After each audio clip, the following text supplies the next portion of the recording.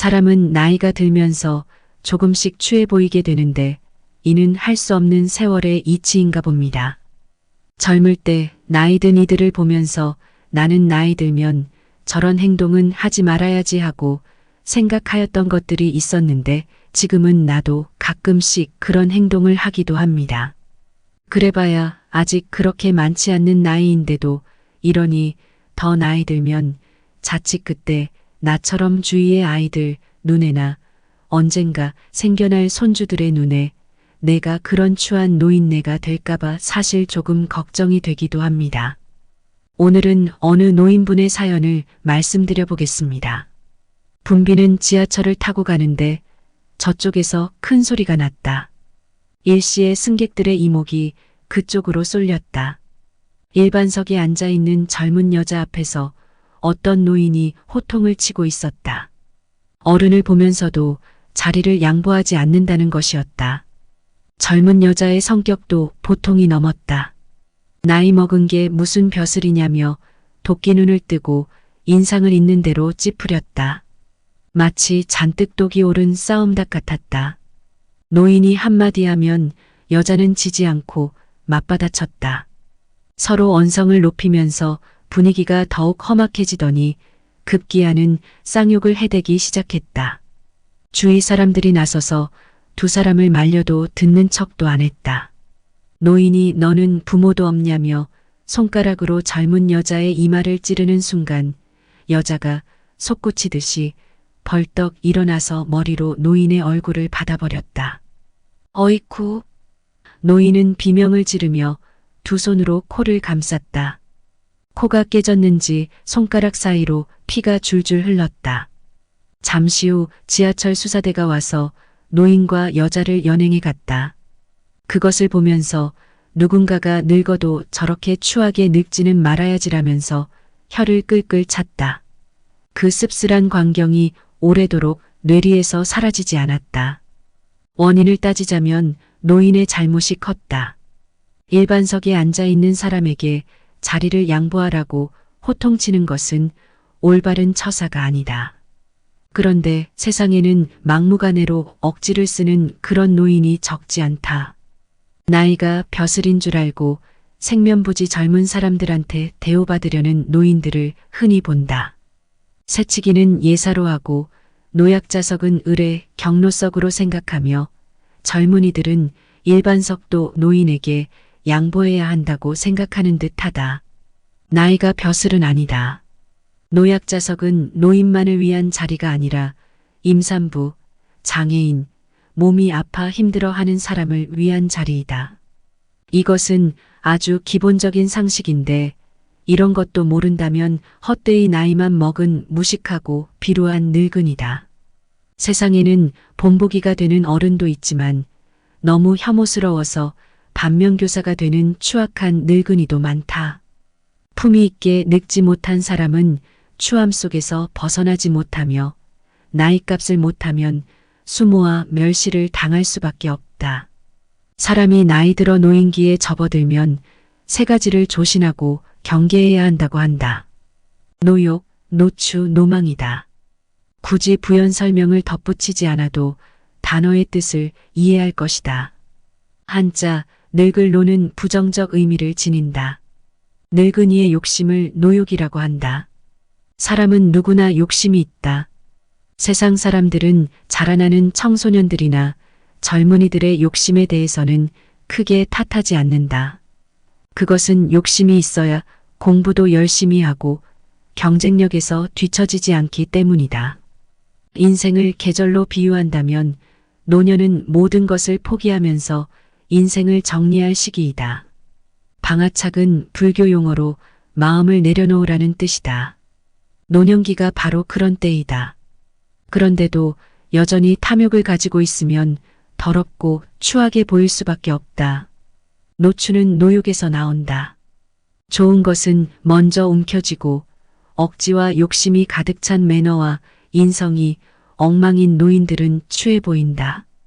인생은 60부터라는 말이 있다. 정신적 성장과 그 완숙기는 60부터라는 뜻일 것이다. 나는 환갑을 코앞에 둔 지금까지도 서립고 유치한 생각들이 들끓을 때가 있다. 이제야 인생을 조금이나마 알 것 같기도 하다. 이제는 어른값을 해야 할 때가 되었다.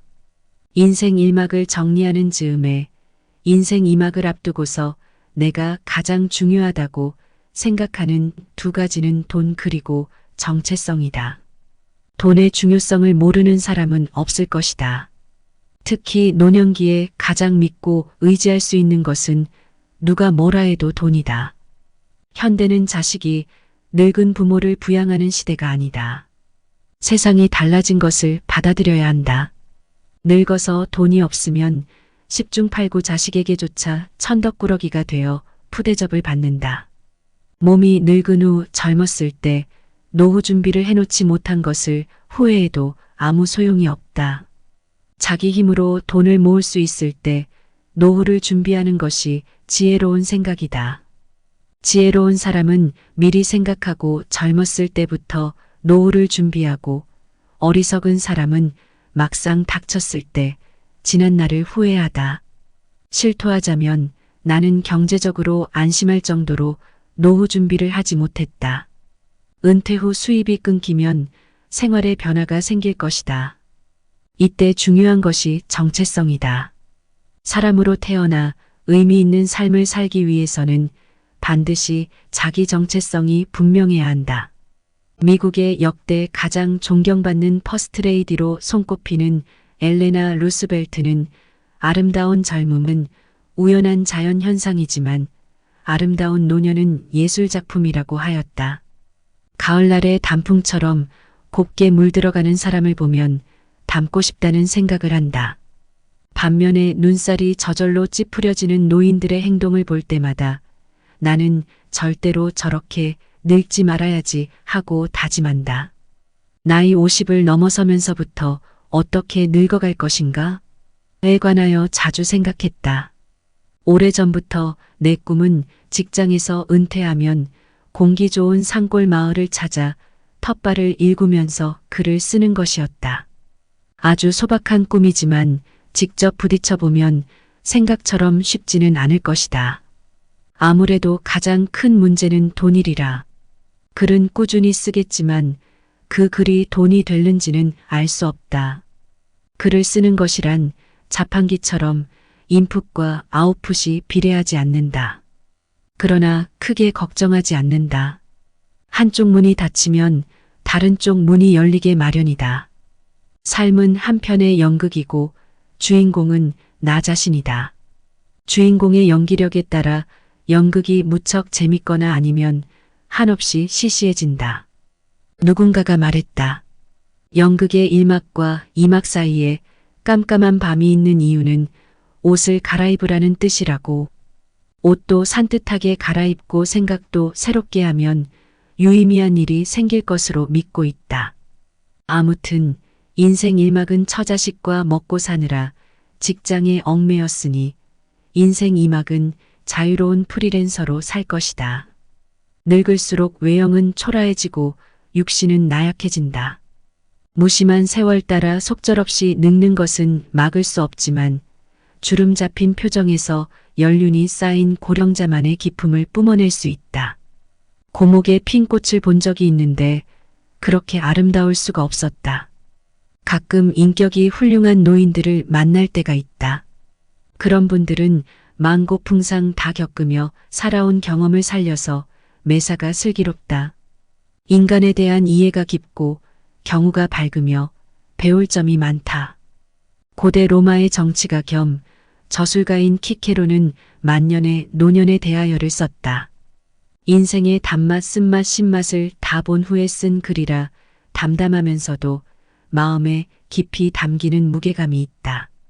키케로는 저자의 말을 통해 얼마 후면 닥칠 혹은 이미 우리 어깨를 누르고 있는 노년이라는 공통된 짐을 조금이라도 가볍게 해주고 싶은 심정에서 이 책을 시작하려고 한다라고 썼다.